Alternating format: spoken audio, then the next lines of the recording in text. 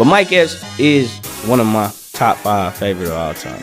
Man, like, I done hollered at Mike on the phone, you know what I'm saying? Like, what's some of the advice he gave you? Well, one thing that Mike Epps told me that really resonated with me is that, like, because, you know, before I went to jail, I was working with Funny Marco. We was doing stuff. Because you only were in there for 3 years, though, right? 3 years, yeah. Seemed like 10 when I was in there. I bet you were writing hella jokes up there. Man, I was writing so many jokes. I'm glad you asked it, because that's the only thing that kept me sane, man. Like, I would be, like, I got 90 days in the hole before. I got caught with a cell phone. They gave me 90 days in the hole. Damn. And the only thing, man, I used to walk around that little ass hole cell, and I would just rehearse jokes. And I was even felt like, man, I'm kind of going crazy in here because I would just be imagining the crowd and talking to myself. And then I started doing the jokes out loud, and I was walking the stage, writing. That was the only thing that helped me escape. Man, I kind of want to do that prank call. We got to do one for the love. Man, we got to figure out who we want to call, man. Let's see, man. I got a good one for us. I'm going to call a clinic. You want to do that one? No, yeah, please, let's do it. Hello, urgent care. This is Caleb. Hey, how you doing, baby? Good, how are you? I'm 71 and I hadn't had sex in 4 years. And I had sex last night, and now there's green stuff oozing out my...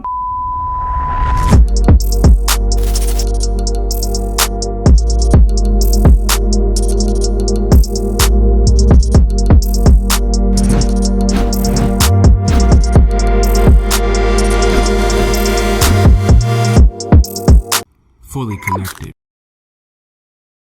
Hey, real quick, guys, before we get started with the episode, I just want to say thank you for clicking on this video. I've realized the majority of people who watch this podcast haven't yet subscribed to the podcast. So take that time right now to hit that subscribe button and to smash that like button. I really appreciate the support. Now let's get back to the episode. Yeah. Welcome back to the Fully Connected Podcast, your go-to destination for inspirational conversations to help you become your greatest version. I am your host, Chris Jones, licensed therapist and owner of Fully Connected Counseling.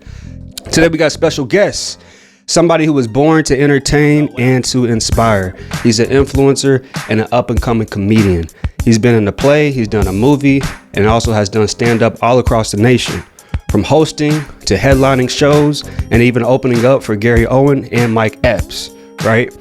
I always believe that comedians are very necessary to society, man. Comedians' role are pretty much to be able to say the uncomfortable truth that so many are afraid to say.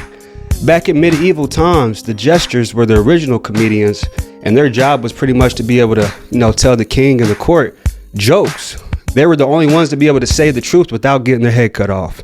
So today, we're going to be able to open up the platform to be able to have a comedian so he can be able to share his feelings, share his jokes without judgment, without getting canceled.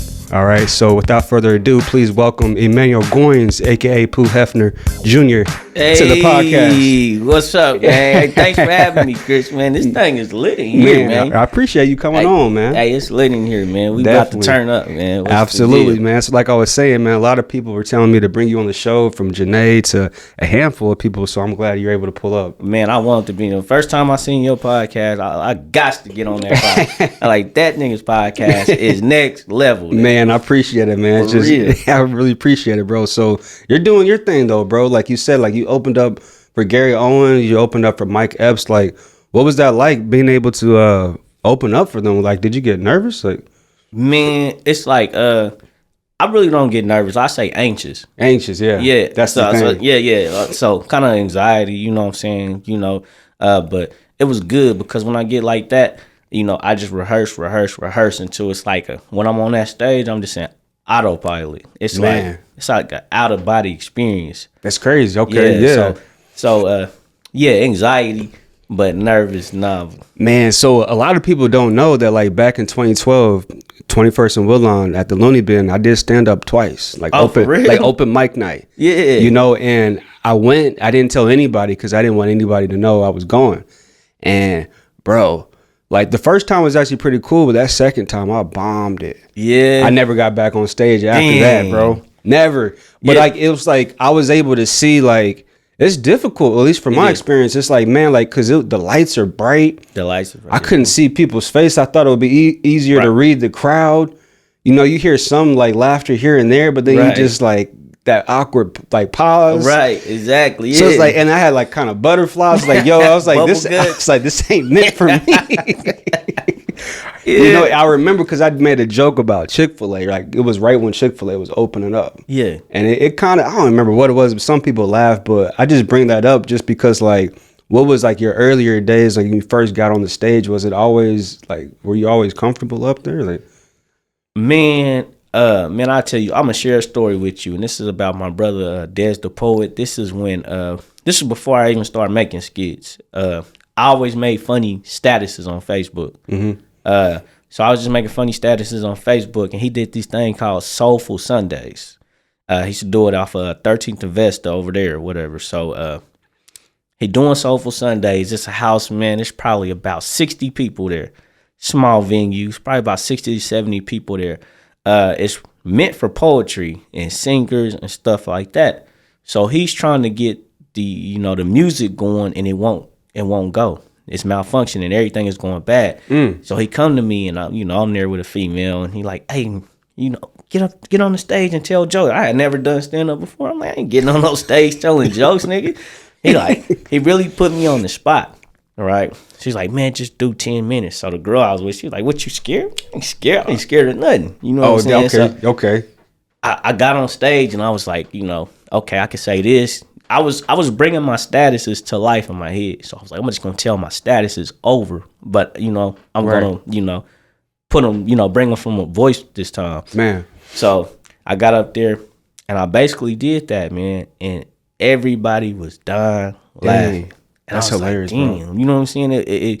So I think that was my first and last time, really being nervous on the stage. But after I got off the stage, I got, a standing ovation. And I was like, this is what I could do for the rest of my life. Oh, that's dope, man. So that was the day to change my life. So, wow. Yeah. That's dope. Because you said Dez, he was pretty much the one who told you to do comedy. It was like him and Brandon, right? Yeah, him, Brandon went, and Uncle Bam. Uncle Bam, yeah. Shouts out to Uncle Bam. Yeah. So they pretty much were inspired you to, like, because you weren't thinking about doing it at all. I wasn't thinking about doing comedy at all.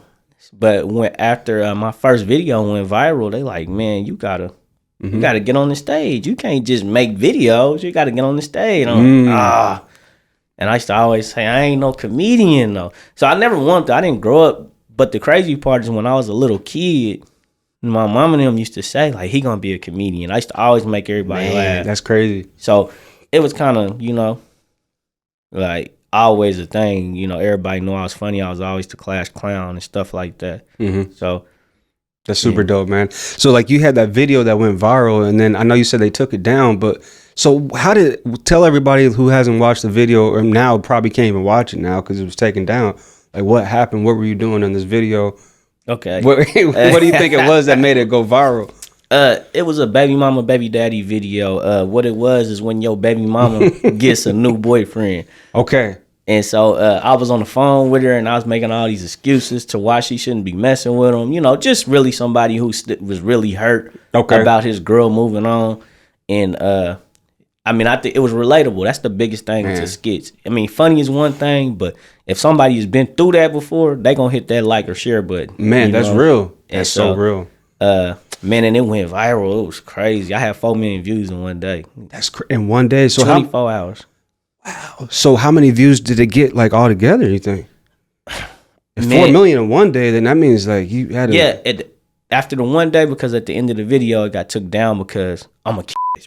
You know what I'm saying? I said that jokingly, but Facebook don't play that. No, Facebook don't play that, bro. So they took it down, and when we went back, not even thinking like, let's cut this part out. This is how fresh we are into the game. We're not even in the game. We just doing shit. Right. You know what I'm saying?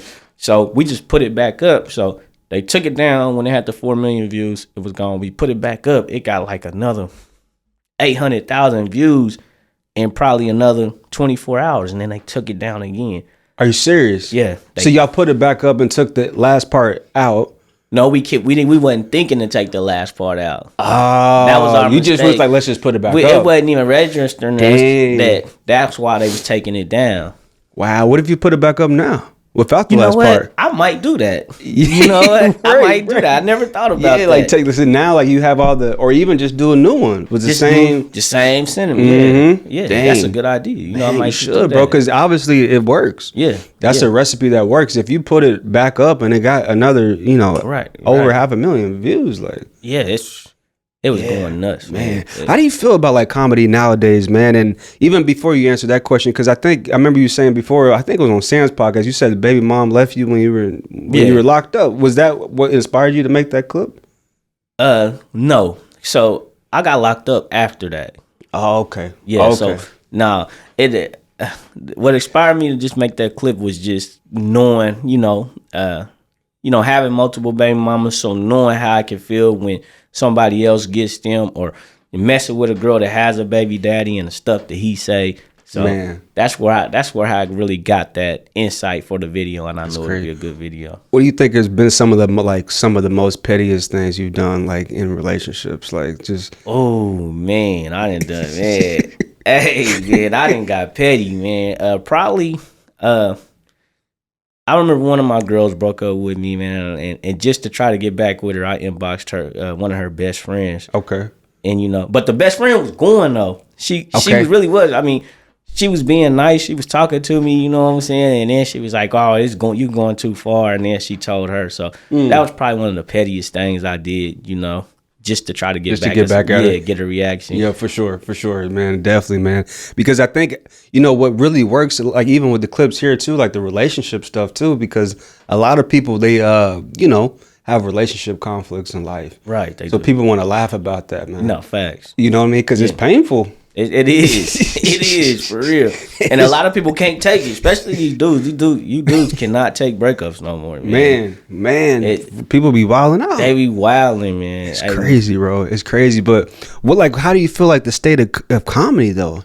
Just like now in modern times, where are we at in a society with people getting slapped on stage and all other kind of stuff, like literally being canceled and attacked. Right. Like, does that worry you? Like, just as far as this profession? Yeah, it worry. I don't worry about ain't no nigga gonna get on stage and slap me, so I ain't worried about that. But I'm worried about it as far as like just being able, like, I get a lot of people like I can't.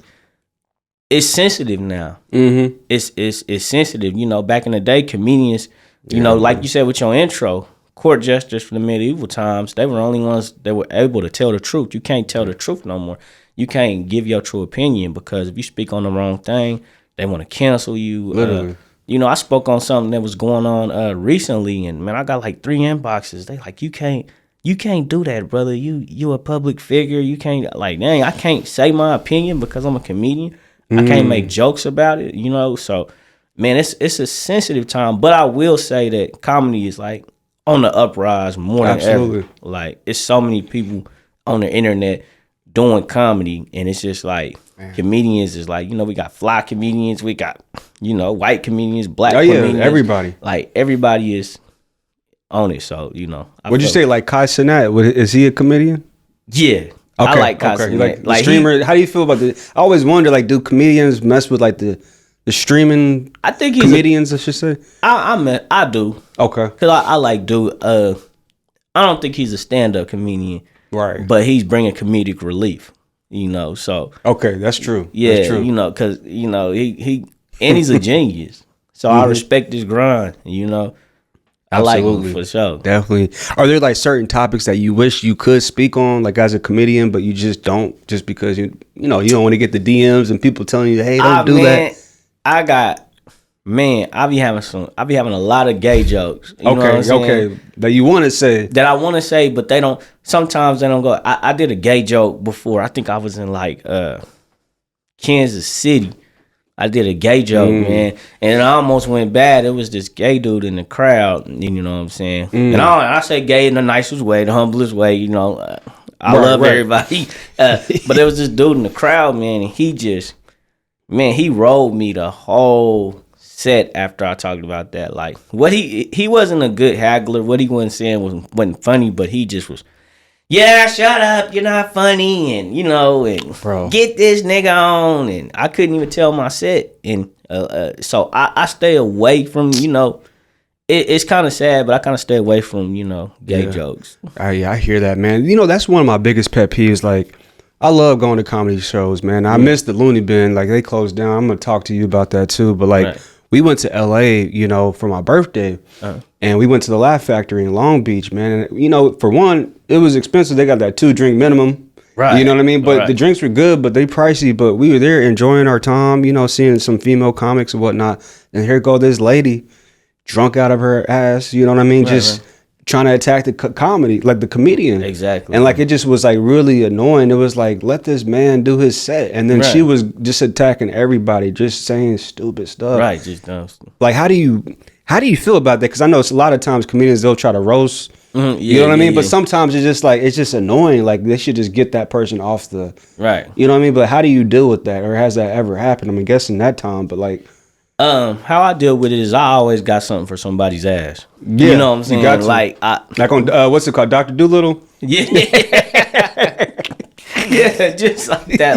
Hey, for real, I always got something. Like, okay, sometimes because I don't like seeing the crowd before performances, but sometimes I go peek out at the crowd or look at how the set is going if I'm not first, and look at the other comedians, see if it's anybody haggling, if it's anybody talking. If it is, I'll zero in on them, look at what they got on, get my jokes for them ready.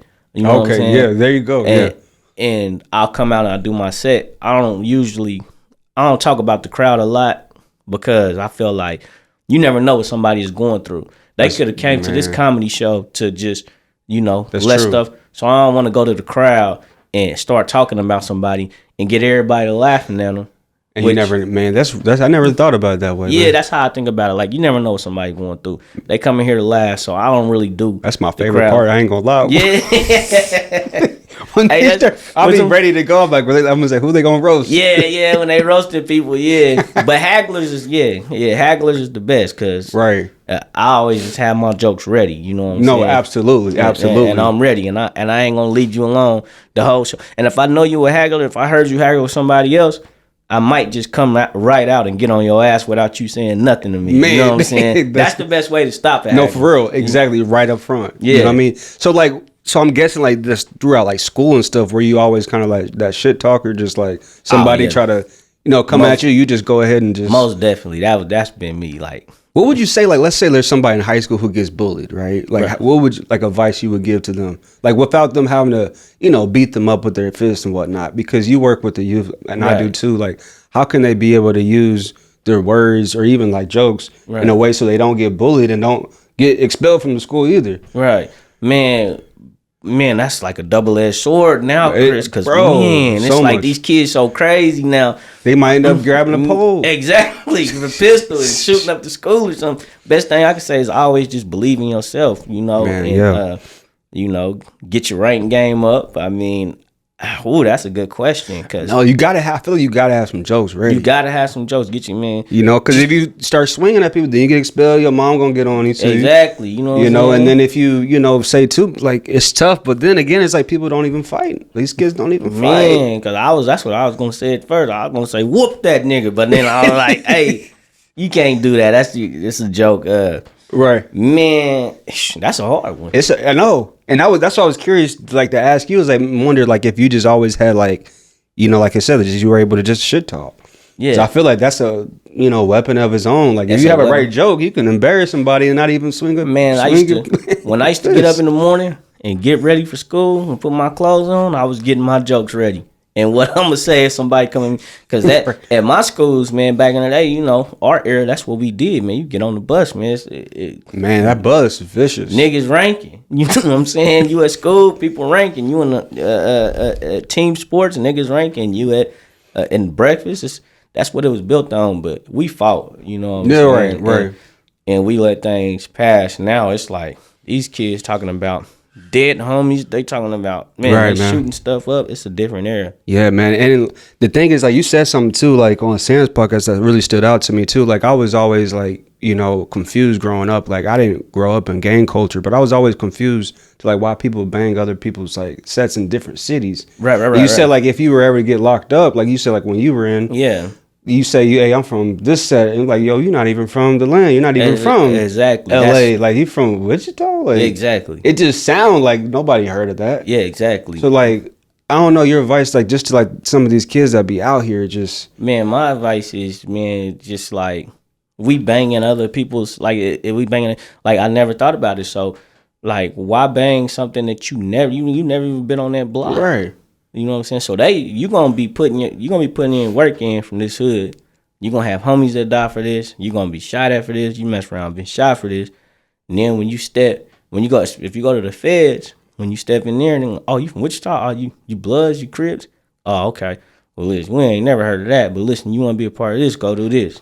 They gonna send you off. You know what I'm saying? You're gonna be the first one. You'll be a crash out. You're gonna be a crash out. You're gonna be the first one they send off. And then at the end of the day, whenever you make them mad or do something they don't like, they gonna tell you off brand. You ain't from Cali. Right. You off brand. Off brand. You know what I'm saying? So, I mean, I don't support gang banging in no capacity, but it just don't make sense. It just don't make sense. What was it like when you had to do your bid? Like, were you able to still be a comedian? Was it helpful or like was it hurtful? It was helpful and hurtful, if that makes sense. Yeah. Because you had to decipher when to be a comedian, which was very little, because you're in such a volatile place. Right. You know what I'm saying? Which was very little. But once you got the right people around you and you know these people and you kind of, gauge their personality and who they are, that's when it was the right time. So I still got to be a comedian, you know what I'm saying? Like with the homies. Or like the guards. The guards, you out can on joke the yard. with the guards, right? Yeah, exactly. My comedic skills got me some of the best jobs on the yard. And that's, I was in the hole, because I went to prison during COVID. So that was a hard time. So you had every prison yard you went to. When you went there, you had to go to the hole for 30 days. Oh, yeah, because you didn't know if you had to be quarantined. Exactly. Dang, didn't even think about that. Yeah, man. I went 2019, so it was horrible. Nobody knew what was going to happen. Nobody knew what was going on. Like everybody was tripping, like, oh, we all gonna die type. They was thinking it was a crazy time. But the wardens they used to come through the hole and they used to check on everybody's mental. Are you okay? Yeah, make sure healthy. So everybody that works. So the teacher, I asked my boy that I was in because you got a cell. Yeah, hey man, what's the best job on the school? On the confound. He like, man, you want to work at that school? So the teacher came through. The principal from the school came through, which was this white woman named Miss Hutsteady. I seen her. I told her who I was. You know what I'm saying? I told her I was a comedian from my city, and I'm chopping her down. I'm trying to get this job. She's like, "Well, you got your GED?" I was like, "No." She's like, "You got to get your GED first." You know what I'm saying? So the more she came once a week, so I would always tell her jokes and do little stuff. And the last time she came, she was like, "I looked you up." She's like, "You are funny, Oh, dang. Okay. So she was like, that's dope. She was like, "I like, she was like, you smart." She was like, "But you got to get your GED." So I got out. I went and got my GED. And when I was in GED class, I was just like, damn, I should have been done this, because it was so, I knew everything. Right. You know what I'm saying? So at the end of class, it was like 40 people in class. So I had to wait till all these dudes left. Right. And I went up to the teacher that was teaching the class, and I was like, hey, because they wanted you to technically go to class for 30 days at least before you even tested for the GED. They wanted you to go to class, and that's just at least. It was people going to class for 3 months and stuff like that. I knew I wasn't going to do that. So, like, my second day, I let everybody leave, and I told them, hey, man, put me in for a test. I could do it. Okay. He's like, you think you're smart? I'm like, yeah, I could do it. And I ended up getting my GED in like a week. Oh, dope. So, for sure. Yeah, so I got that. I got hired at the school, and I was in the best position that I could have been in, Hey, man, that's dope, man. That's super dope, man. When you talked about the school, I was thinking of that movie, was Night School with Tiffany Haddish and Kevin Hart. That's how it was. That's exactly how it was. Oh, my mama, that's how it was. What's the black guy, man? He's in Think Like a Man, but he was in that movie, too, with the bald head. What was his name? He was saying some funny stuff in the movie. I don't know that dude's name. I got his face in my head. Yeah. He was saying. Yeah. He was just saying some hilarious stuff. Yeah, he was. I know exactly what you're talking about. Definitely, man. What would you say are some of your top, like, I don't know, like comedy movies? Oh, You know what I mean? I know Harlem that's a hard Nights. one. I want to put like a number, like how many, you know what I mean? But like Top maybe, them? yeah, just like your top, like the ones that just come right off. The one right off, I think, is the holy grail of comedy movies for, especially for black comedians, is Harlem Nights. It got Harlem Nights, yeah. every black comedian. Robin Harris, everybody. And that's my favorite. That's my top comedian. Yeah, bro, because you do kind of remind me of him a little that's bit. my Like, favorite. that's crazy. Robin That's Harris. crazy. Yep, that's him. You Robin know? Harris, yep. That's Just my the favorite. Bernie. I thought he was related to Bernie Mac for the longest. Oh, for real? Yeah, I thought they were related. Yeah, they do got the same. Like the voice, the look. I thought they were cousins or something. Like I thought that's how Bernie got on. Yeah, right. But they're not related, are they? Right. No, they not. It's crazy. Yeah. But yeah, Harlem Nights. I would have to put Friday in there. Oh yeah. All the Friday trilogy in there. Man, comedies. Another one of my personals is Money Talks. Money Talks, man. Money Okay. Talks. I haven't seen that in a minute. Man, that's the hitter. Money Talks. Money Talks. And then, probably those is probably it. For Those me, are the tops right for now. sure. Yeah. Do you have like any like favorite white comedians? Gary Owen. Gary Owen. It's pretty fun. Movies, I never seen they stand up, but movies, I do like Seth Rogen and Seth Rogen is hilarious. yeah. So white comedy movies, Step Brothers, Pineapple Express. Okay. Yeah, them two right there. Hey, I can watch them two. Superbad. Okay, those are the three. That's the three. That's the top three white comedy movies for you right there. Yeah, I right think there. that's solid. That's solid. Now you say you got to meet Gary Owen and you said he was an ass. Yeah, the first time I met him was like, man, back in like 2017. I was supposed to open for him, but something didn't go right to where I didn't get to open. But I'm backstage, I'm chilling. You know what I'm saying? I'm parlaying back there. I'm like, all right, I'm gonna get to meet this nigga. He gonna come out. And, you know, he did his thing. He was funny. And I just expected him to be real cool, like you know like how he is on stage. Exactly. So, you know, he come out, you know, he walked right past me. I'm right there. Everybody take a picture with him, but I'm back here, you know what I'm saying? So I ain't, you know, everybody, oh, Gary, all that. So he got done taking pictures with everybody, and they like, all right, boom. It's just me and Gary in the room. I'm like, whoa. You know what I'm saying? Oh, so dang, just y'all two. Just us two. But he like drying his hair off and stuff and texting on his phone. It's like I'm not even there. You know what I'm saying? So I'm like, hey. So I try to break the ice. I'm like, hey, Gary. I'm like, man, you know, I'm an up-and-coming comedian. You know, I'm supposed to open up for you. Woo, woo, woo. What's some of the biggest pointers you can give an up-and-coming comedian like me? And you know what I'm saying? He was like, I mean, yeah, just keep doing what you're doing. It sounds like you're on your way up. Just keep doing what you're doing, you know? And just walked out. Damn, man. Just cut and dry like that and just walked out. And I think I even tried to ask him a couple other things. Like, Damn. But he was so, like, you know, cold shoulderish. I was just like, and that left a bad taste in my mouth for a long time. For sure, because you looked up to him. And I looked up to him. Yeah, for sure. Yeah, for sure. All the movies he was in and everything. Yeah, exactly. Follow his comedy. Man, you got to meet him a second time. And then, I got to meet him a second time. Yeah. He came to Wichita. I actually opened for him in Wichita. And they liked my set. And he actually came at me and was like, you know, it was me, the girl I was dating at the time, my brother Dez, who was managing me at the time. And they liked my set. And they was like, man, you know what I'm saying? Would you want to come to Indiana with us?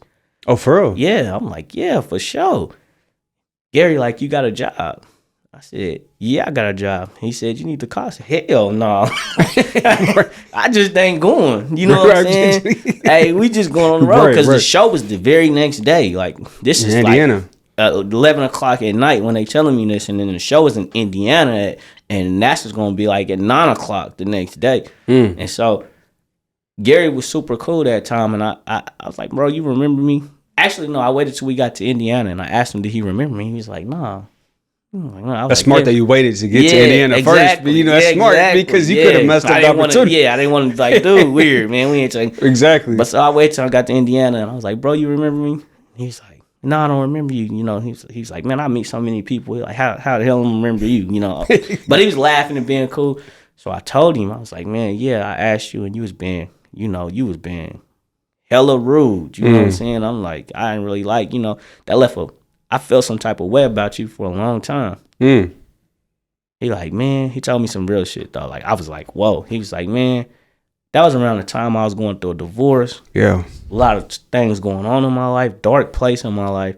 It's like, I'm sorry that I left that on you, but you gotta understand, we just humans. We go through things, you know, and that was real. a tough time in my life.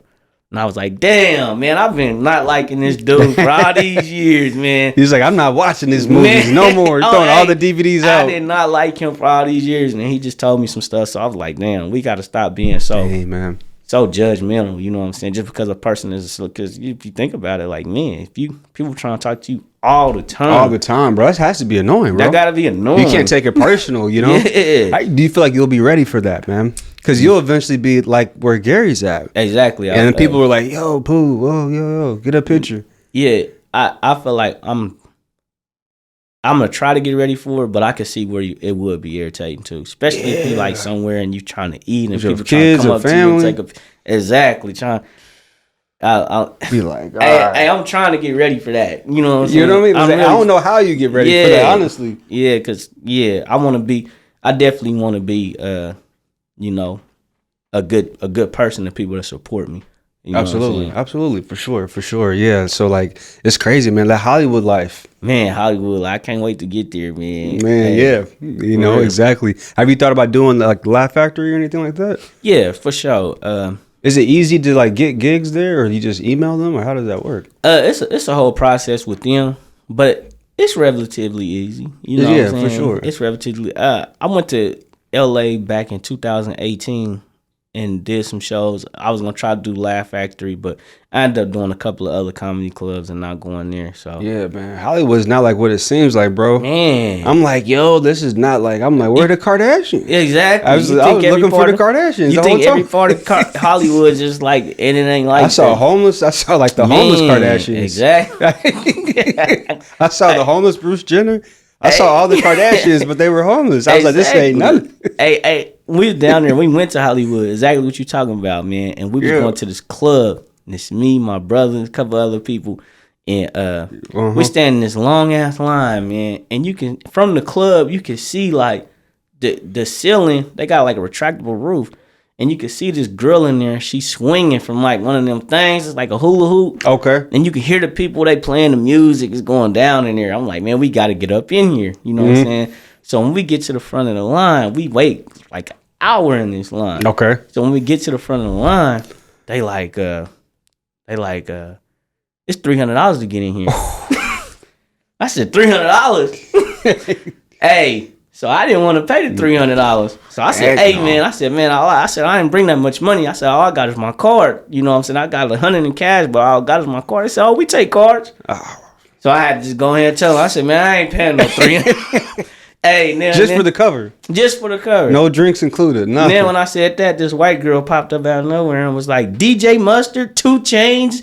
And there I said, I don't give a damn if DJ Ketchup and Mustard and 3 Chainz is in that motherfucker. I ain't going to be. Now I'm at $300. That's crazy, man. That's $300. Did anybody go? No, we all ended up turning around, and that's what y'all could have turned up with $300 with all of y'all. Man, we ended up going to that part of Hollywood you talking about. Then ain't so nice. With the homeless got in for about $20-$30, and you know. Okay, there we go. There we go. That's crazy, man. So that's how it be, man. Especially like Vegas, man. It'd be expensive. Like, kinda like, yo, bro. But that's the way how they let certain people out. Exactly. You know, you pay. Even we went to the zoo bully or whatever. That's like $200 a ticket. But my girl, she had free tickets. Oh. But that's how they keep certain populations out. You get that demographic. Exactly. You know what I mean? So it's crazy though, bro. But yeah, man, I was gonna ask you too. So like, where all have you like performed? Has it been like just like around Midwest, or where else have you performed? Man, I've been to West Coast. I've been a lot of places in Cali. I've been in the South, Little Rock, Arkansas. Yeah. Reno, Nevada. I've been to Columbia, Missouri. I've been, man, a lot of places. Kansas City. Just did a big show in Omaha, Nebraska. Man, I've been all over. Man, let's talk about some of these clips though, because I saw something you did like pop the balloon. You were trying to do like yeah. Let's talk about these clips because you got a lot of funny stuff on the Instagram and the TikTok. Right. That pop the balloon, man. I did that with the Creator Hub, man. Shout out my guy Big Heavy, the whole Creator Hub. Yeah, man. Shout out to Big Heavy. Yeah, they was doing like a little promo. That was actually for that was for Baby Cash's Pop the Balloon. Okay. And that was just the like the backstage of it. So yeah, they just popped the balloon, and I always said like, whoever popped my balloon, I'ma roast the fuck out of him. And so he did that thing, and it was lit. That's crazy. Sure. And then what's the Walmart secret shopper? Was she actually like a real like secret shopper? She was a real secret shopper. How'd you know? How'd you find? Because they so obvious, right? And listen, I was just running in Walmart. I wasn't going for a skit. I was just running in there. I had to pick something up. I can't remember what it was, but it was in and out. And I'm going, and she's like right in front of me, and she ducking behind, the counters and looking. And at one point, when I first pulled out my phone, believe it or not, she was down on her knees like a mouse. I swear to God, she was down on her knees like so. That's when I pulled the phone out. I said, "Oh, the world got to see this. This she trying to," and I'm looking at who she looking at, and it's an old woman, and I'm like, when I first pulled the phone out, she jumped up off her knees though, but she's following the woman. I said, I'm about to scare the shit out of her. Hey, so I went and scared the shit. Get your ass. Hey, she was so mad. Till this day, I promise you. Dang. Till this day. Like after I did that, she went and got all the manager. She was so hot. They came up to me. You can't be doing that. You can't be recording our employees. I'm like, man, hey man. Look. Dang. So you called her out though. So they confirmed that she was an employee. Yeah, she's an employee. Yeah. And everybody know now. Like everybody knows she's an employee now. But the good thing about that video is, if I go to Walmart, all the secret shoppers fucking scattered. Okay. I don't see nobody. Like Pooh's here, man. Nobody. Man, I don't see nobody. I've been trying to get because the video. It's like 2 million views on there, right? On TikTok, it said, man, TikTok, man, let me see. Because Instagram had like, I think 2 or 3. No, Instagram got 40 million. Instagram got 40? Man, my bad. Instagram got 40 million. Let me see what it's on TikTok. That's crazy, Pooh. 40 million on that one? On TikTok, man. And then that's crazy. I mean, on Instagram and on TikTok, it got 5.4 million. 5.4.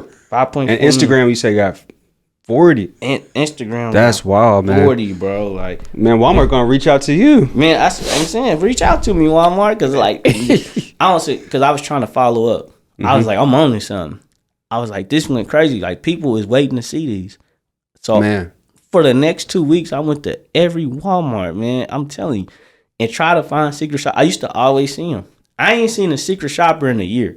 They scattered. Man, I ain't seen right when you walk in, they're like, man, he's gonna expose us. Man, I swear to God. That's like, crazy, man. That's so you went to all these because you did some skits in Walmart's too, like some other stuff too. Right. Was it always the secret shopper stuff? No, it wasn't. It just live skits, a little different stuff.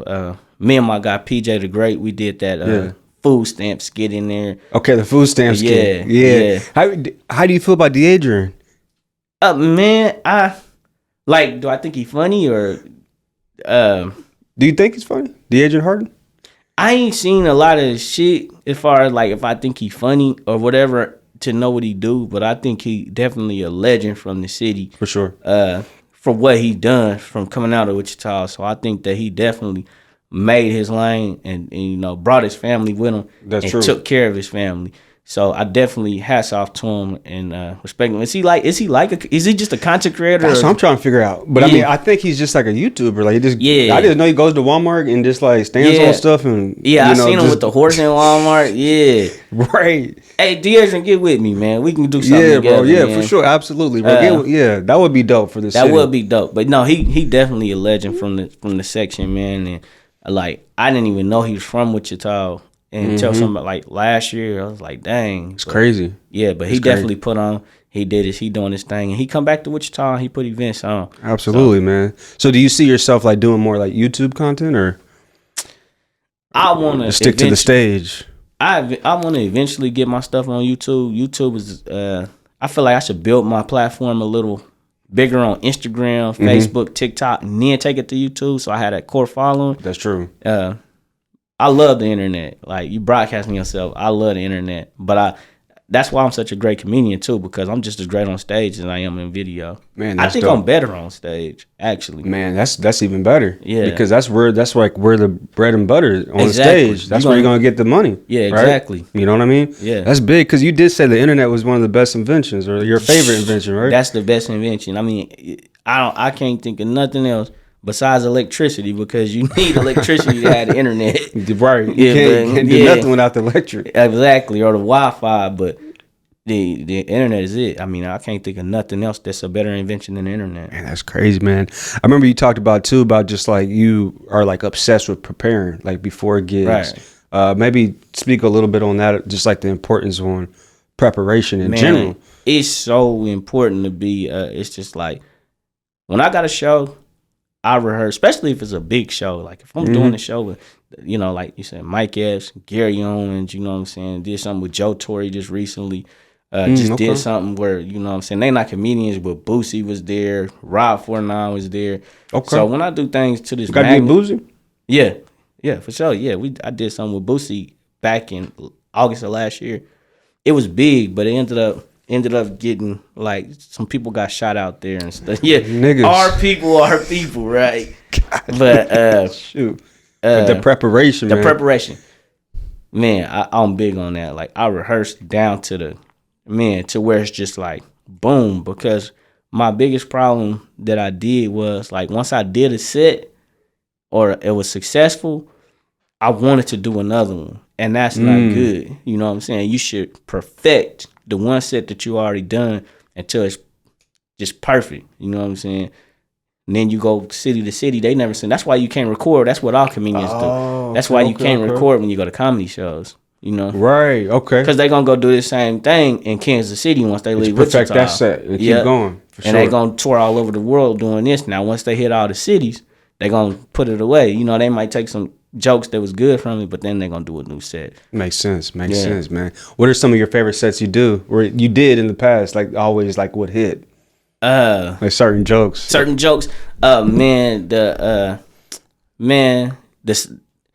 The Dick size one is one of my favorites. But I say, girl says she wanted 10 inches from me. I say, hey, I give you this 5 inches twice. That's 10. Because I ain't got no 10. That's always a good one, man. Right. The sexual jokes hit. Another good opener is the Facebook, the filters. I said I met a girl. She looked like Keisha Cole on Facebook. I met her in person. She looked like Keisha Cole's mama.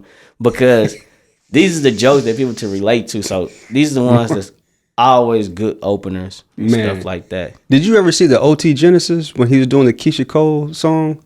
Oh my God, man! It was supposed to be like comedy, but like he was singing the Keisha Cole. I'm gonna send it to you. It's just stupid as hell, man. But he's singing the Keisha Cole song.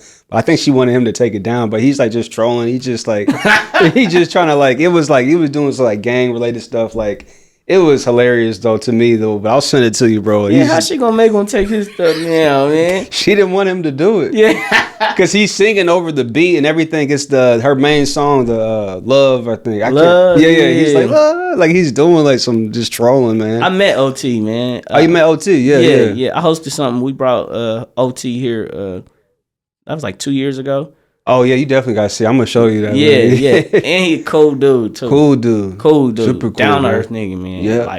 Yep. He's super down to earth, man. Yeah. Yep. That's the Crip homie, right? Yeah. He'd be sea walking and doing that. Yeah. He's a kind of like a little comedian himself. He is. Yeah. Like for real. You know what I mean? Cool. Yeah. What would you say is like kind of like what makes a comedian? Because nowadays with like all the different like sections and just everybody can tell the jokes, but like what makes somebody a comedian? Does it require for them to have a stand-up or what makes you comedian is being a total package. I think like having that stand-up, having that core audience, and having that sense of humor for any situation. You know what I'm saying? That's what I had to like. That's what makes you a comedian, being well-rounded. Because I noticed like not too long ago, like man, if I go to a place and it's all white people, I don't think they're gonna laugh at my jokes. You know what I'm saying? Like, so you gotta be well-rounded in this day and age now and you gotta be mindful of where you're going. Right. Being a comedian is being a thinker. You gotta be mindful of where you're going. I did a show in Junction City, man, and the dude booked me. Yeah, he booked me. Worst show I ever did, and it was with Joe Torre. And it was and Joe Torre didn't see my set, which was good. You know what I'm saying? Which was good. Cause man, this guy, he reached out to me. He like, oh man, I'm from Junction City. We love you down here. Man, come down. You know, I'm gonna send you a deposit. So we did all the paperwork, whatever. He sent me the deposit, and we failed. Me, my management team, we all failed to ask what was the target audience. Oh, like just like the age range. The age range. That's very important for the jokes that you tell them, because, man, I went there. First of all, the comedy show was in a damn bingo hall. Oh, you already know what age range it is. I was like, oh, you know, man. It's like 50 plus. Hey, 50, 60 plus. Hey, I'm talking about everybody in that bitch was at least 60 to 75. Had the oxygen tanks rolling in. Hey, I got on stage. I made a joke about the bingo hall. I said, y'all was playing bingo before the comedy show. They said, yeah, that's what we do. They didn't like that. Oh, yeah, don't mess with the bingo. Hey, I was like, and all my jokes was like young jokes and stuff that they didn't even know about. So I had just prepared, like, that's tough. This was going to be a 25 to 40 audience, and it wasn't. And it was a horrible. I mean, I got some laughs, but because there was some young people in there. No, for sure. But I got some laughs, but not a Pooh Hefner show, because I get laughs from start to finish. Man, absolutely, man. You know, like being a comedy or being a comedian, man, it's like a profession where you have to, your success is based on the validation of others. And I've always felt like I struggled with that. And that was the reason why I didn't get back on that second stage, because like it was tough. It's like you have to make people laugh to succeed. Like, exactly. And it has to be a hard thing. It's definitely a hard thing, because I don't think Kevin Hart is funny. Yeah, I was going to ask you about that, because a lot of people don't. I don't think he's funny, but he's one of the greatest comedians of our time. Because he's a hustler. Exactly. You know what I'm saying? So comedy is one of them double-edged swords where it's like some people is going to love your comedy, and some people is like, I don't get offended when people say I'm not funny, because it's just not their flavor. It's not that, Mm-hmm. I ain't never been the type, like, you know, somebody could tell me, I don't think he the funniest. I'm cool with that. Yeah. Because I had so much success with it already, where it's, like you said, it's out the validation of others. So as long as I can get 70% of the people to fuck with me, I'm good. Yeah, right. Yeah. You know what I'm saying? The other 30%, they don't matter, you know. Mm-hmm. When it comes to my craft. If they don't think I'm funny, they're not going to be checking to come to my shows. They're not going to be sharing my videos. So, I mean, it is what it is. Man, like you said that about Kevin Hart, and I've always kind of been torn with that, because a part of me realizes what you just said, but another part of me is like, man, he's the cancer brother. You know, we both cancer, so it's like, I gotta support him. Yeah. You know what I mean? Because like, I know Janae would be on our head with us cancers out here, so I was like, I gotta support him. But I've kind of always felt like, damn, like when he does like smaller crowds, I think he's hilarious. But when he's like on those big arena stages, I feel like he's trying so hard. Right. I don't know. That's just what the vibe I get. But like from a comedian, what's some of the stuff that you see, or the reasons to why you don't like Kevin Hart? Just your own personal. I just think he tried too hard. I think he go over the top. You know, oh my God, and I think it's just over the top. Yeah, you know what I'm saying. And I think it's basically what you said. I think he just tries too hard, and it's kind of repetitive. And it's a lot of things. And now I'm not saying everything he did ain't funny, because I think it was funny as hell when he did the. Look at the cat drinking out the damn bowl. Yeah, you know what I'm saying? Yeah. He got some funny stuff, but right, it's just not it's not like Robin Harris. It's not like Robin Harris. If Mike Epps got a comedy special coming out and Kevin Hart got a comedy special coming out, I'm going to watch that Mike Epps comedy special. Yeah. What do you think about the Mike Epps special? I think he said, I think I'm gonna sell out, or what's it called? Yeah, Ready to Sell Out. Ready to Sell Out. That's what it is. What's your thoughts about the Ready to Sell Out one? Yeah, I feel like he was serious about it. Like he really was ready to sell out. I'm like, Mike Epps? I didn't like how he ended it. It was, I'm ready to sell. I was like, dang. It's like he had some bills to be paid or something. Yeah. Hey, Ready to Sell Out was cool. Not his best work. His best work, I can't think of the name of the thing, but that's when he was talking about the old woman and what was he wearing? I think he had on the red. Yep, the red outfit. Yep. I know which one. Yep. But Mike Epps is one of my top 5 favorite of all time. Man, and you got to meet him, man. What was that like, getting to meet Mike Epps? Man, Mike Epps is just like once you in the room with him, you just one of his people. He a regular nigga. He laughing, you know what I'm saying? He just like, I remember my cousin. I'm back there chopping it up, and my cousin came out, and he was like, "Hey, Mike Epps, let me get a picture with you." When we was backstage, and Mike was like, "Man, you too dark for taking pictures back." And we all just started laughing. And nah, dude is a cool dude, man. Gave me a lot of sound advice. He's too dark to take a picture. Yeah, like I done hollered at Mike on the phone. You know what I'm saying? Like it's a lot of comedians that I holler at on the phone or constantly on IG. That's you dope. know what I'm That's saying? dope. Like, he down there, dude. Man, what's some of the advice he gave you? Man, just to stay down. For one, stay down, keep doing what I'm doing, and just stay down. Because one thing that Mike Epps told me that really resonated with me is that, like, because I was like, man, I've been at this. He was like, 2-3 years. He's like, man, this is an old game. That's what he told me. He's like, you got the internet and stuff now, so it's helping people with comedy's old game. He's like, man, it's been people at this 10, 15, 20 years before they pop in this. That's you real. Know what I'm saying? Steve Harvey. Even. Yeah, Steve Harvey, the earthquakes, the people that's still doing it. I'm like, dang. He's right, though, man. You right. It's still people, Cedric the Entertainers, they still doing their thing. They still touring around at 55, 60 years old doing shows. Man. You know what I'm saying? That's real. So do you see yourself doing that, like 55? Yeah, if I can. Right, sure. yeah, still, Yeah. Yep. You know, you can pull that stool up if, you know. Yeah, if I need to sit down, I'm going to sit down. You know what I'm saying? Those be the funny gigs, too. Yeah. Like when they just be sitting there the whole time just roasting the audience. Man, hey, for sure, yeah. If I can, for sure. Man, that's super dope, though, man. You know, with like comedy and everything, man, it's like some of the comedians obviously get, roles in movies and stuff, and then they really blow up. Facts, yeah. You know, so it's like that would be nice if you were able to do like a major like movie. No, facts. Be like, what's his name? I can't even think of the dude's name, but just any of those comedians. Yeah, that movies really putting them on, like, to do a good movie. And you know what? Like, I keep sitting down with my people, and we keep saying we got to write a movie. You know what I'm saying? Yeah. Because, like, I get with Bray, get with Troy. Exactly. You know what I'm saying? And I'm like, I could write a movie. I feel like I could write a movie, but I'd be so busy, I just don't be having the time to sit down and even think about it. Like, right now, like, everything is, man, it's so family.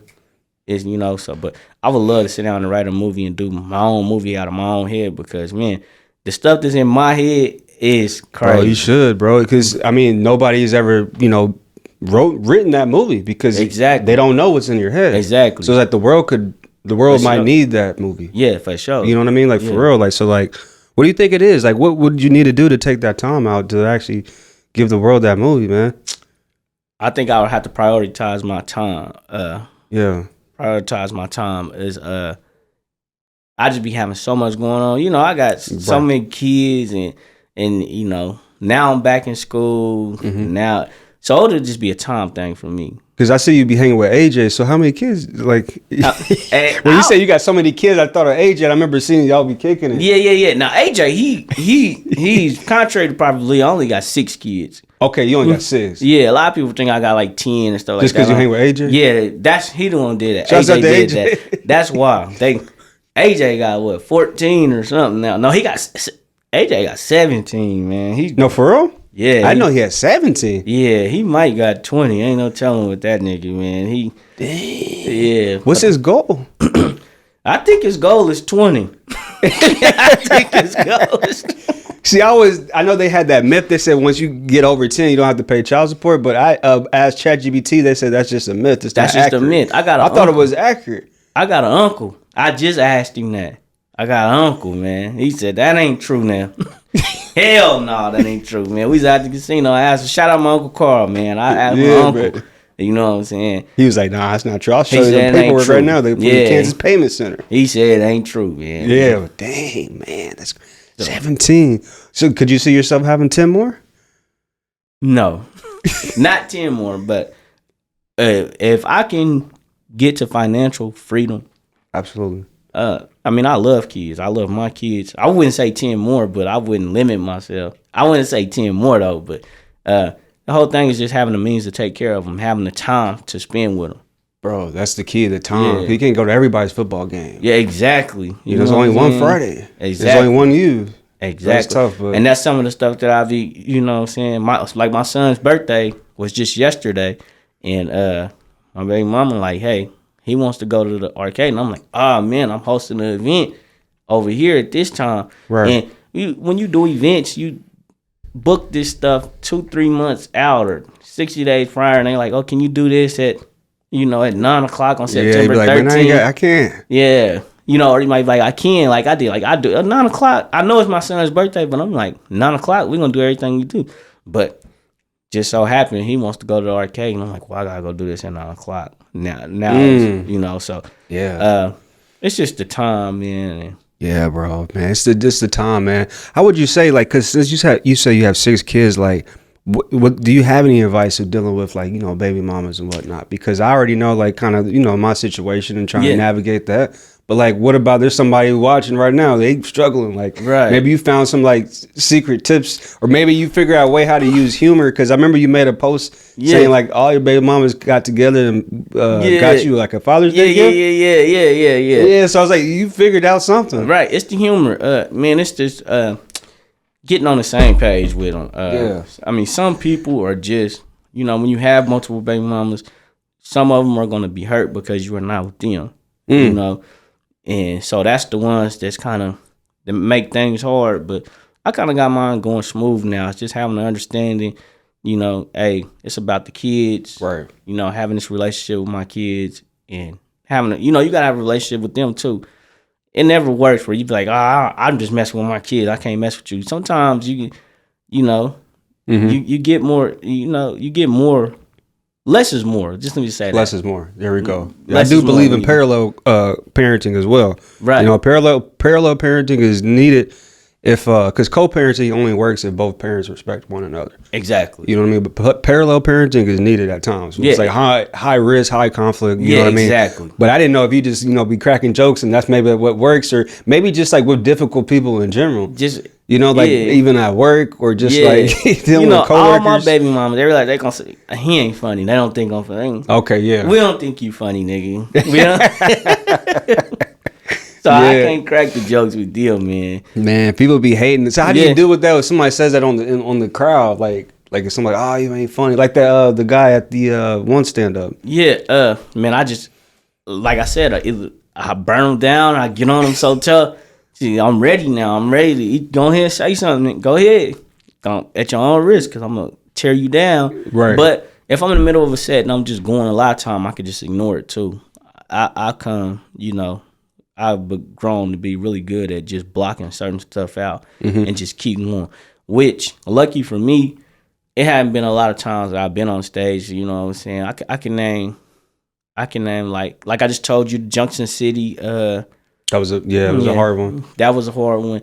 And then one time in my city, right in Wichita, that was a hard one. That's when I first starting out. Yeah. That's probably like my third, fourth stand. It's always hard to perform in your city. Like even like I remember XV even said that. Like which as far as music, like that's where all the haters at. Yeah, and people that means it can be a good thing, but a bad thing is like pressure. Yeah, it's harder in your city. Shout out XV too, man. I saw that interview, man. That was dope. Oh yeah, I appreciate it. Yeah, bro. That was a dope interview. Yeah. But no, it's always harder in your city. It's always harder in your city. But what I will say about Wichita is I defend Wichita because I get a lot of love in Wichita. That's good. So I can't. When people be like, "Oh, Wichita don't support," I can't say that because they've always supported you. They always supported me. They always got behind me. And the people that don't support, I just think people focus too much on people that don't support. I don't focus on that. Like, if you don't support me, it's all good. Like, I'm not worried about it. It's people that I don't support. So how can I be mad at you for not supporting me? That's real. That's real. I think maybe it's just like even like with the Juneteenth thing, like people you expect to support. Yo, Juneteenth. Man, tell it. June motherfucking teeth. What was you saying? You said tell everybody what happened exactly, because it was at the Mac Adams, right? You were supposed to like be a host or like a judge, right? For like was it like a comedy thing or like a talent show? A talent show. It was a talent show. Okay. And they went to your Facebook page. They saw that post you pinned up there. Yeah. Well, I think that's what really did it. So what happened was, to tell that story, somebody had recommended me to be on the Juneteenth panel and judge a talent show or whatever. And so somebody ended up reaching out to me and they were telling me all the details about it. And I was like, okay, this is cool. They sent the details over. this is what you need to do. And it was like this packet of details to where you would have to, read them and, you know. So I was getting ready for it. I'm like, man, this is cool, with my community, get to see the kids do their thing. I was actually excited to do it. And so, like, the day before, they were supposed to get back with me. So the day before the event, I hadn't heard nothing. So I had called the person that had contacted me, and I'm, hey, what's going on? Say, what's yeah. Hey, what's going on?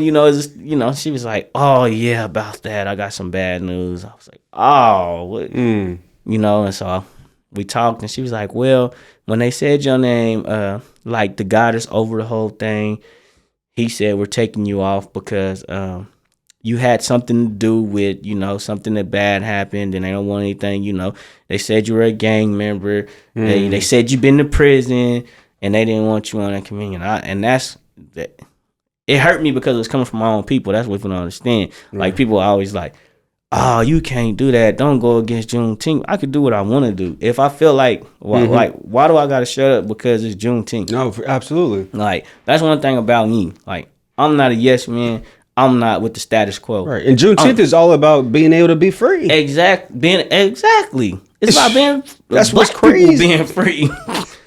Black people breaking the chains. That's me. That's what fucked. I was like, what the fuck? Come on. I'm the poster child of that. So that now, if it was a white event, I wouldn't even have tripped. I'm like, oh, okay. That's what happened. Right, but it's the family. It's our own people that did this to me and took me off this event. And then they said, I just thought about this too, Juneteenth. Y'all said that y'all was going to let me do something this year, and y'all didn't do it either. So you know what now you need to do? Is hold your own talent show, bro. Exactly. That's how, even like me, to start my own practice, I worked at other counseling places and, had bad experiences, got let go from one. So it's like, you know what? I'm just going to make my own. Exactly. Because now you get to the point now they reaching out to you. Exactly. Oh, well, can you do this? And you can be like, you know what? I'll look at my calendar. Right. Exactly. You know what I mean? So you let you use that to be able to feel yourself, to be able to start your own life for real. And people would support it, bro. You already got the support from the city. Right. It'd probably be bigger than whatever talent show they got going on. I'm sure it would. You got to put that on. And like, bam. Yeah. Think about, you can even get the Adrian Harden come in. All the kids show up, bro. That would be a whole event, bro. Man, you right. That'd be actually good. A talent show. Yep. We're going to make that happen before the episode drop. Hey, we're going to work on that. Hey, and then Coach Cheese, like, come on, man. Coach Cheese, hey. He going to be hosting it. He'll be doing his little motivational thing and, get the bench press back there. Yeah. He the X Factor, ain't he, man? He's the X Factor. For real. He can make a lot of stuff happen, man. Yeah, so absolutely, man. But, at the end of the day, there's always people who are going to be the naysayers. But is that the reason why you put that on your Facebook page, like right at the top, like to kind of weed people out? Not necessarily. I put it on there just to let people know, because I come from the streets, Northeast Wichita, where a lot of us came from, and just let people know, like, no matter what happened, like, only you can stop you. Absolutely. Because when I went to prison, like, my mind frame was like, man, they didn't stop my career. My career is over. Yeah. I was like, when they gave me that time, I was like, when I get out, ain't nobody gonna be checking for me. Right. You know what I'm saying? But then I changed that. I had a talk with this old school cat, man. His name is Debo. This cat out of Chicago. Shout out to him, Debo out of Chicago. He got a life sentence, but he got it overturned. But he had been in prison for like 24 years. And when I would get down in jail, when I would get down, like I would just have these days where I didn't feel like messing with him. He just went off on me one day. Nigga, what's wrong with you? Like, you about to get right back out.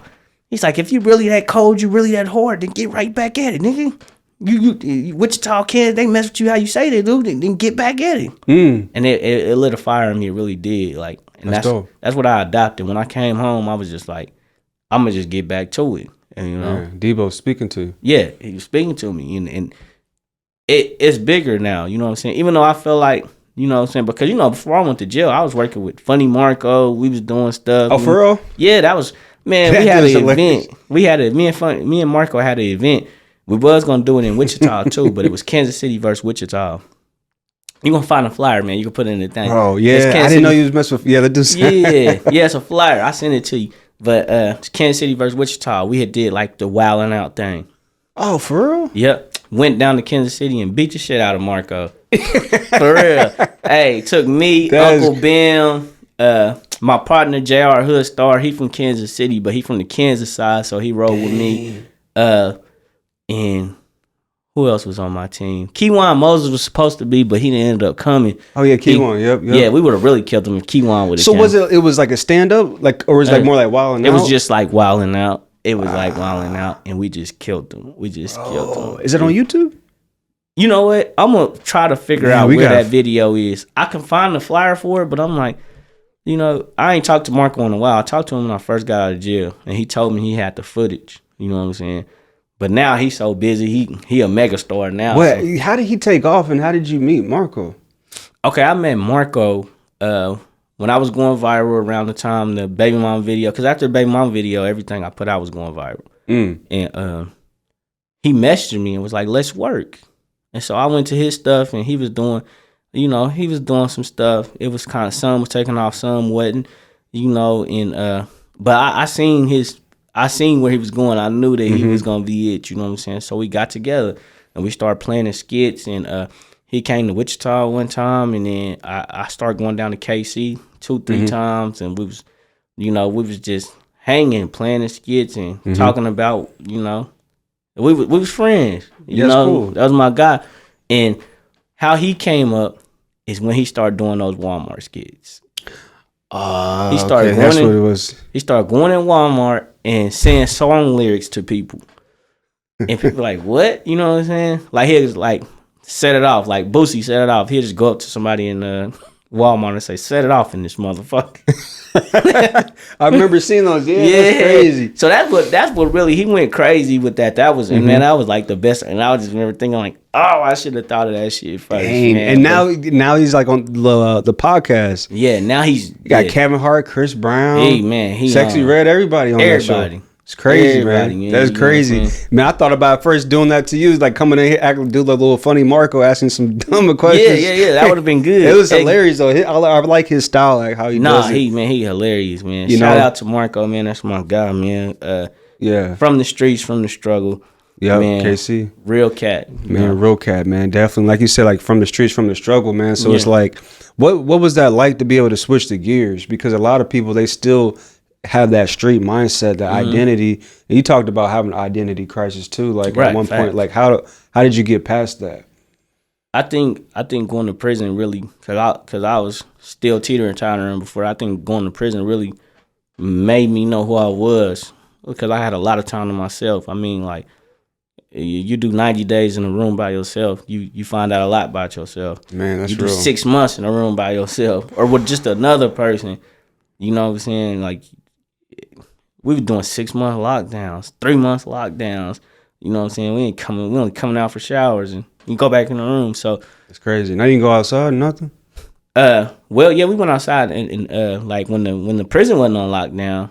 When the prison wasn't on lockdown, I'm not gonna lie, that shit was kind of jumping. I mean, I know it sounds crazy, but it was just the lockdowns you had to worry about. And so, I think that's where I really found myself, and just like, man, hey, this is what I'm supposed to be doing. I'm supposed to be doing this comedy, taking care of my kids, man, using my story to turn, other people from going because when you speak with a kid. Like, I remember being a bad kid coming up and people coming to our school or come to the Boys and Girls Club and talk to you, but they ain't been through nothing. They're like, oh, you're not like, I ain't trying to hear that. You ain't done, you did everything you was supposed to do. But when it comes from somebody like, hey, man, I've been to prison. Hey, man, I ran with gangs. You know what I'm saying? It hit different. No, 100%. It hit different. It resonates. Like, don't do this. You know what I'm saying? So that prison put that in me, and I knew that I didn't never want to go back there. So I stopped the teeter-tottering, you know what I'm saying? And that put me on the straight and narrow. Hey, I could still be a cool nigga. I could still be a popular person. I could still be sought after and not be trying to uphold the streets, you know what I'm saying? Man, that's so real, man. It's a struggle for a lot of young kids, man. It's a struggle. Because you got all the peer pressure. You got to, especially like high school is all about this reputation. You got to want to be cool. You want to fit in. You want to get the girls. Exactly. So it's like some people just join just to, get all that benefits, I guess. It's influential. Like, rap is influential. Everything, all the kids looking up to who? Young Boy, man. Yeah, King Von. Have you seen his show when he was on tour? That was crazy. Like his show's been crazy. No. You talking about this? I thought you was talking about like a show that he started. His concert. Have you seen his concerts? Yes, man. His concerts be like retarded. I'm like, man. dang, it's crazy. Man, dude he got a massive fan base. What you think about YoungBoy? Have you ever just like listened to the album like straight through? No, I haven't, but I do got some cuts of his like that Lonely Child. I like that by YoungBoy. That's hard. Okay, yeah. It's a couple of cuts that I like by YoungBoy. I think YoungBoy I think he's stoic than a motherfucker. He don't smile or nothing. Man, you know what I'm saying? he don't like, smile. Goddamn, but I think he a talented young nigga for sure. Man, talented. Exactly, man. It's crazy, bro. Have you ever like, now with the age of like AI, have you ever like used like AI to help like structure jokes, not to write jokes, but just like maybe like put stuff in order, or even thought about helping it to write maybe a movie? Nah, I never did AI for jokes, but I did do ChatGPT trying to help me with a concept for a movie. I did do that, and it gave me a damn good one, bro. And I can go back and change. It gave me a damn good one. I still got them on my tablet for real. It gave me like, and I used it for my contracts. Like I recently was like, I gotta do contracts. I can't do business from handshakes no more. Nah, bro. So you gotta put it on paper. I gotta put it on paper. So it wrote up my contract. We went through and changed the stuff that we didn't like about it, because ChatGPT, you can tell sometimes. Oh yeah, yeah. So we changed some of the format, but it did my contracts, and it taught me how to send contracts electronically, and to where they could sign them electronically and send them back. You know what I'm saying? Look at that! Wow, I need to figure that out too. That's super dope. So like a PDF, like a PDF. That's exactly what it is. Damn, bro. They just download the app, and then they download the PDF and. Now to think about it, bro, like comedians would probably be the last job taken by AI.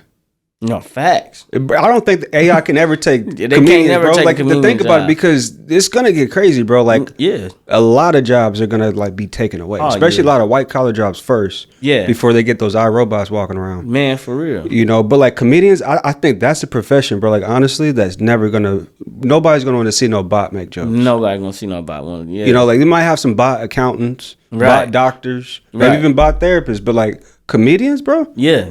Like nobody. I mean, it's not funny. It's not funny. It's not funny. We safe, man.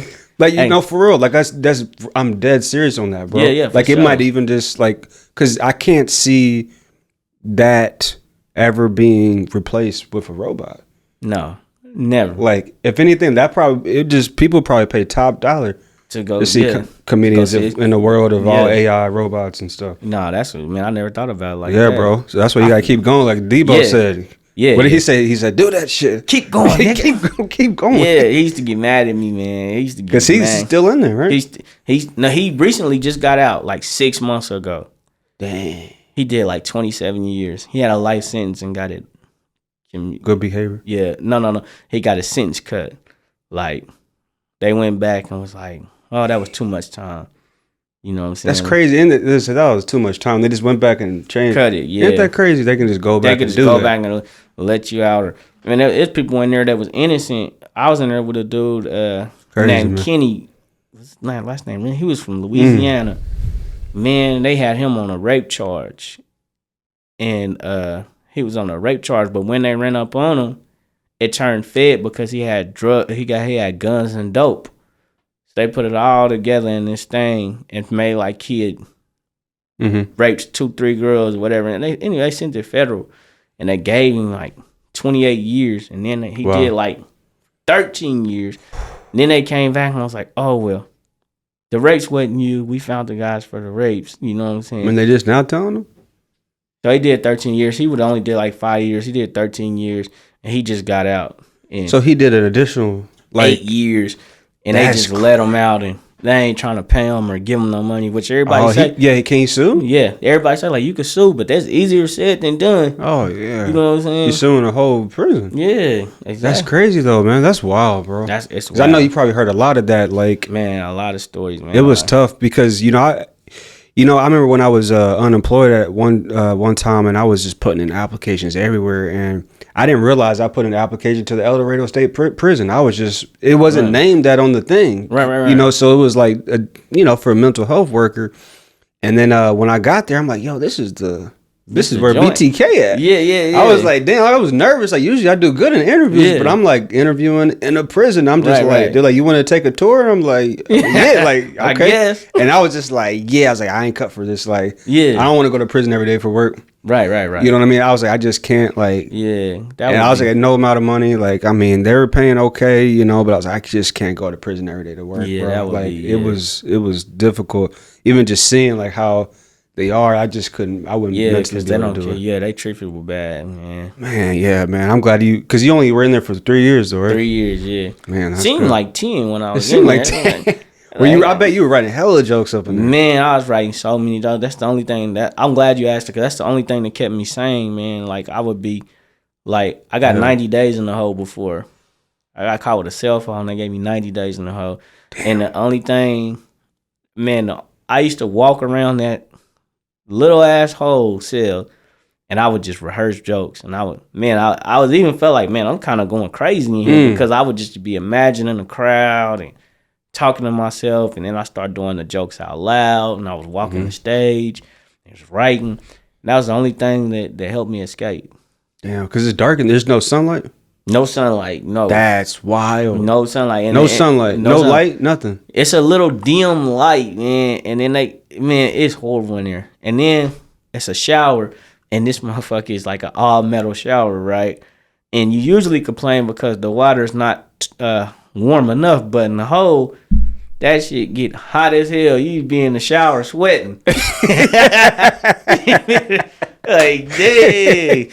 That's crazy, man. Hey, man, that used to get so up. So it was like, man, yeah, bro, yeah. I don't know what that's like, but it's like being able to take away somebody and put them in isolation is one of the worst treatments you can do to a human, bro. Take away the sun, like I thought they at least had like a little window or like like little something like here, like you can go on the cruise and they got that little hole, like something like that. You could get lucky in the prison I was at. You can get lucky and get a window room if you in the hole. But if you don't, you don't. It's like extra. You fuck. Yeah, that's extra. Like an amenity. You know what I'm saying? If you don't, you fucked. What you think about with all those Young Thug tapes when they got released, when he was talking over? He's like a motherfucker. Young Thug gossiping. Like, man, I just think it just it shows you what the world is turning into. And it should be even more initiative for our young life, the teenagers to pay attention. Like, facts. You know what I'm saying? These dudes just pushing this tough persona. They killers, they this, they that. You calling somebody else a rat, and then you turn out to be a rat. You want to think gossiping about all your friends. You know what I'm saying? It's just like, it's no loyalty no more. And so why would you want to be loyal to a street code like this? Bro, that's the magic question. Yeah. Atlanta, they got all these rappers coming out, and they pushing this whole thing, and then this happened, and everybody turned on Atlanta. You got people calling Atlanta Rat-Lanta. You know what I'm saying? So it's just like, Rat-Lanta. Why would you want? That's like New York with just like the rats. Man, in general, come on, man. Why would you want to be a part of this, man? Like, that's crazy. But that's the magic question. Like, even like you were in that lifestyle. It's like, why do people want to be a part of like the gang life, the gang culture? Is it just the brotherhood, cool. Or is it's the brotherhood? But it just seems cool at the time in your young adolescent mind. It seems cool because that's what everybody, when you in that, everybody that's around the girls, everybody that's around your age, they all hypnotized by what the rappers is putting out. So ain't nobody looking up, you got J. Cole, he a positive rapper, you know what I'm saying? You had Kendrick, but even Kendrick is, you know what I'm saying, gang related, and you know what I'm saying, when did the Not Like Us, he bring 50 Pyrus on stage and everybody, so this is what they looking at. And they're like, this is what's cool. And so as kids, we like, this is what's cool. We came from Game, YG, Lil Wayne. They all pushing this agenda, you know what I'm saying? When we was coming up. So it's... That gets me to think, because I remember I read something years ago about how they said when Public Enemy was coming, they didn't like the idea of like just black folks talking about fight the power. So then they kind of really like put the spotlight on NWA to Right. counteract it. Right. And I don't know how true it is, but it just seemed accurate. But they were pretty much saying like they really endorsed NWA to help fill the private prisons. Man, Like that was the objective, because before NWA, like there was gangster rap, but not like Yeah. how it was until after Ice Cube and MC Ren and Eazy-E and everybody, you know? So just like, I don't know what you think with like, because I remember my mom, she always be like, man, like she didn't like hip hop. She thought it was a trend, you know, her growing up. But like, do you feel like hip hop has like a direct influence on gang culture and just the streets? Like, hell, you know what I mean? Yeah. Even young boys, we talk, you know? Yeah, hip hop is that. They are the biggest influence. Like that's what we look to. What we listen to, you know, like if you just go listen to something about sliding on people every day, you know, wanting to shoot your enemies, toting pistols, I don't care who you is, It's gonna come, yeah. you gonna want to do that. You know what Right. I'm saying? 100%. You listen to it, it's kind of like brainwashing. Don't have nobody that you really don't like. You're gonna Right. be really ready to do something to them when Right. you're listening to these songs. So yeah, I think music is the biggest influence on that. It's crazy because then we be like, oh, they ain't for the culture. But then it's like, are you really for the culture if you're preaching you're really anti-black, talking about pulling up on your op? Like when you think of an op, you don't think of an Asian man. Like, Yeah, right. You don't think of a white person, you think of another nigga. Exactly. That's fact. That's like fact. we op, like you don't think Yeah. of some little, you know, middle-aged lady. Like you think exactly. of somebody that look like you. Somebody look like you. Just a different color. Exactly. Different color shirt. Different color shirt. It's Exactly. crazy, man. Man, So it's just like that's the thing. Like black culture, man. Like I love black culture, but it's toxic. It is. Our food is good, but it's toxic. Yeah. You 'Cause know, you got the baddies now. the music all is the good, but girls it's like- toxic. Yeah, music good though. Music good, yeah. The music good, but it's Yeah, like it's when we toxic. talk about the young boys, like Yeah, damn, young boy. But young boy got it going, man. He But do got yeah, it, though. you see what he talking about. he trying to. I remember I saw one interview. He said like he feel bad for like you know, a lot of people listen to his music and he feels responsible for it. But it's like, then go make some music to help Right. people. You Some know what I mean? positive Like, music. Yeah, because I remember yeah. seeing him. I'm like, damn, like go make some positive stuff. But Yeah. I think he can't, like, based on whatever contract he signs. Right. They don't want him making those songs with Taylor Swift. Exactly. It go back to what you said, man. Like when Public Enemy came out and was saying "Fight the Power," they pushed that back and put NWA up. I mean, it ain't no secret. It's by design that all the most popular rappers are pushing, you know, black on black genocide, and they It's intentional, bro. It's and we're just, design. I mean, It's the by best way to design. take over the people, you get them to fight each other. exactly You get no blood on your hands, bro. It's by design, man. It's crazy, bro. It's crazy, man. I appreciate you coming on the pod, though, for real, man. Man, Like, I'm so happy. you know to what I be mean? here, man. Being able to chop it up with you. I know a lot of people wanted me to get you on the show, man. So I do appreciate it, man. What are before we go, tell everybody about the play, like the play that you were in, the Oh, Keys to Your man. Heart. Like explain, Keys to my heart. yeah, like who you were playing and like what the play was about.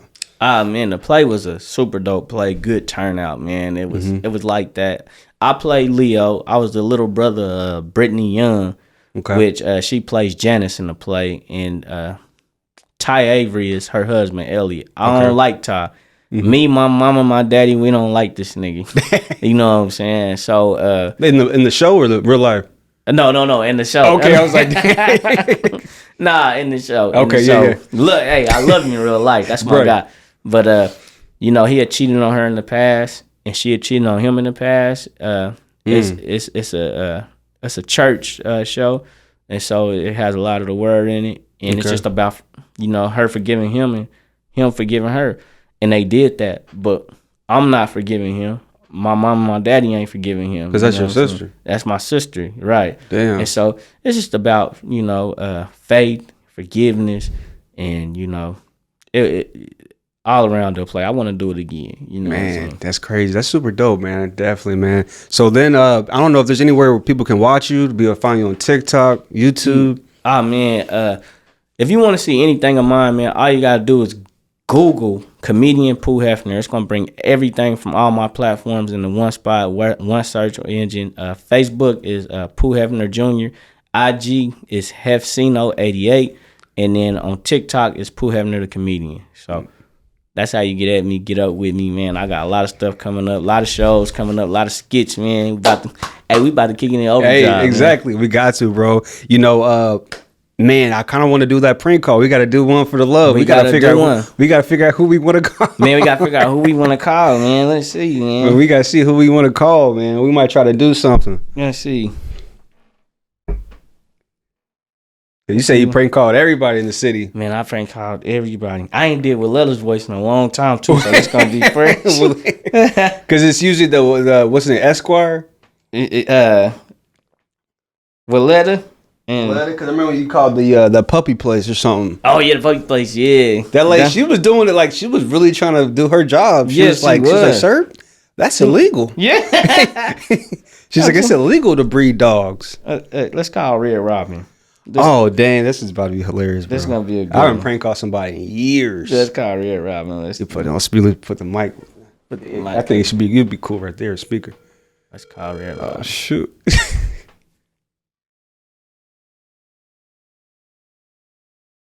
Hey, may I speak with a man? Who is this? Jocelyn? Jocelyn, baby, is that you up there at that front desk? Yeah. Girl, you need to get some customer service. I didn't like how you talked to me when I came up there. I'm the woman that was up there earlier. That wasn't cool how you talked to me. I'm old enough to be your grandmother. I don't remember talking to anybody bad. You talk to me bad. You got a problem with me, baby? No, I don't, ma'am. Because if you got a problem with me, we can squash it. We can handle it. I can pull up.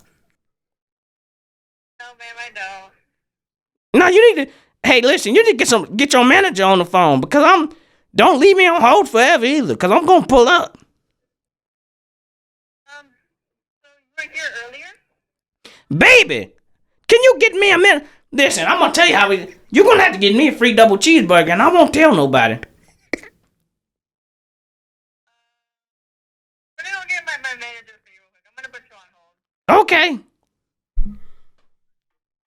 This one is gonna get good. This one is gonna get good when I get the manager. You can see she was laughing a little bit. Yeah. She said, I don't remember talking to anybody bad. Oh shoot. So well let her. Man. Sometimes they be putting on hold for extra long, huh? Yeah, that's what they'll do. That's why I didn't want her to put me on hold. Cause sometimes they put me on hold and cause see what happened is she's scared.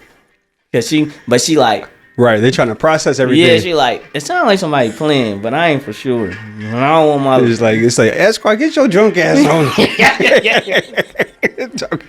Yeah. Cause when you have two people, then it's like yeah. His name was what? Esquire Jenkins. Yeah. On everything. No, thirsty. Oh, okay. Thirsty. Yeah.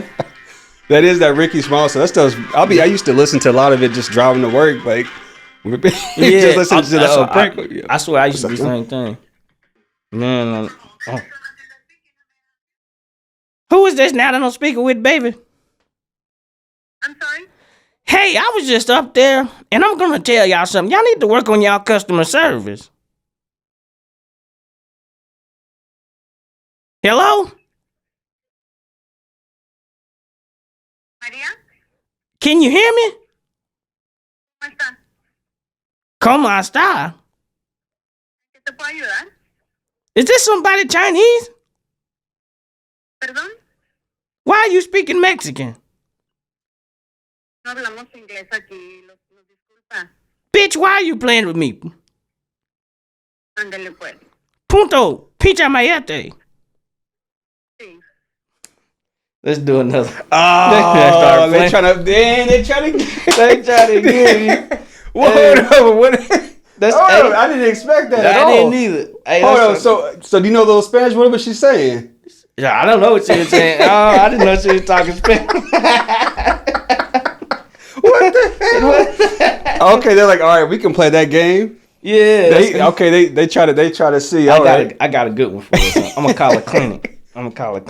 Okay, the clinic. Okay, which clinic? This one say High-Low Urgent Care East. Oh, damn, the clinic. You want to do that one? No, yeah, please, let's do it because. On everything. Hey, how you doing, baby? Yeah, let me tell you something, Caleb. I'm 71. You hear me? I'm 71 and I hadn't had sex in 4 years. And I had sex last night and now there's green stuff oozing out my butt. Okay. I'm trying to figure out what to do. There's green stuff oozing out of my butt. Okay. Have you had, how long has that been going on for? It just started this morning. He wore me out last night, but I didn't have anal sex. Okay. I mean, yeah, we can see you. Oh, I'm talking about he wore me out. I don't got insurance. Do y'all require insurance? No, we have a self-pay rate as well, if you don't have insurance. Okay. Oh, that's cool. Do y'all take EBT? What is that? That's off of my food stamp card. They load money to my food stamp card. What's your name? My name's Caleb. Caleb, do you got a wife, Caleb? Yes, I do. Oh, you sound a little fruity. That's why I asked. You ain't got no sugar in your tank, do you? Oh, no, the sugar's gone. The sugar gone? Somebody took all the sugar out the tank? Yep. It feels like sugar's coming out of my ass, Caleb. Anyway, yeah, we're open till 8, so yeah, if you need to be seen, we can see you. Caleb! Yeah, I want you to hurt me. Can you hurt me, Caleb? Caleb! Caleb! Okay, thank you. Caleb! Caleb!